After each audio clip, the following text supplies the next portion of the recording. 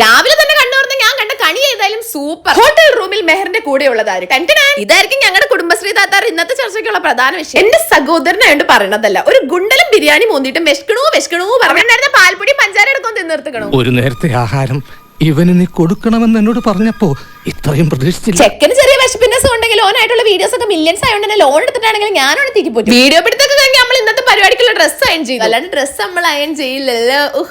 ഞാൻ ആക്ച്വലി ആദ്യം ഈ ഡ്രസ്സാണ് ഇട്ടത്. പിന്നെ ഒക്കെ ഞാൻ കുറച്ച് തടി വെച്ച പോലെ ഫീൽ ചെയ്തു. അതുകൊണ്ട് തന്നെ ഞാൻ ആ ഡ്രസ്സ് മാറ്റി ഈ ഡ്രസ്സ് ആക്കി.